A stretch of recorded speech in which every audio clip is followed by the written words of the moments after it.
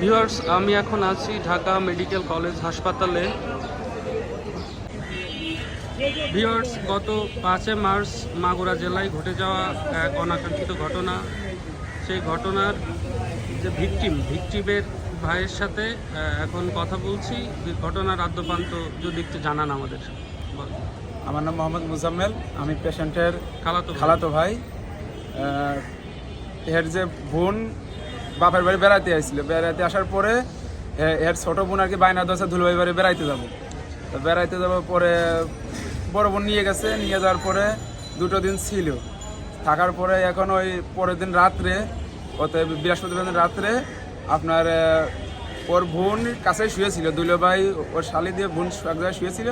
পরে এরা দরজা খোলা রাখছিল, দরজা মানে কি আগের থেকে খোলা রাখছিল, মানে কি এর যে বড় বোন এর বুঝতে দিই নেই। পরে যে রাত্রে এর মানে কি শ্বশুর আর এর দুলাভাই মিলে বাইরে নিয়ে যে দর্শন করছে। আচ্ছা, ভিকটিমের এখন অবস্থা কেমন? শারীরিক অবস্থা মানে কি কালকে একটু ভালো ছিল, আজকের অবস্থা ডাক্তার একটু আগে বললো যে অবস্থা খুবই ভয়াবহ, যে বাদ বাকি উপর আল্লাহ জানে, আমাদের কাছে কোনো কিছু নাই, আপনারা আল্লাহর ডাকেন। আচ্ছা, আমরা তো ভিকটিমের যে ছবি দেখছি তাতে গলায় একটা দাগ আছে, কালো দাগ। ওই দাগটা কিসের বলে আপনার ডাক্তার কি বলছে? ওই দাগটা হলো আপনার গলায় গামছা পেঁচাইছে, গামছা পেঁচাই আর কি মুখ চেপে ধরছিল যাতে শব্দ না করতে পারে। আচ্ছা, আমরা মেইন স্ট্রিম মিডিয়া, সোশ্যাল মিডিয়ার কল্যাণে অনেকেই দেখতেছি, অনেকেই শুনতেছি, অনেক কিছু জানতেছি।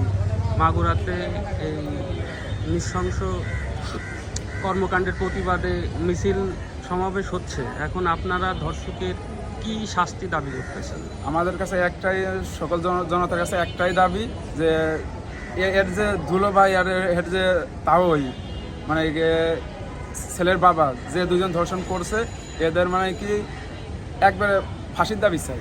সর্বোচ্চ শাস্তি যেটা ফাঁসি, সেটা দাবি করতেছেন আপনারা? জি জি।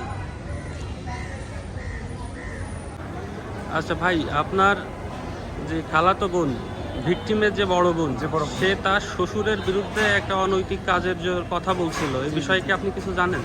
সেটা হলো আপনার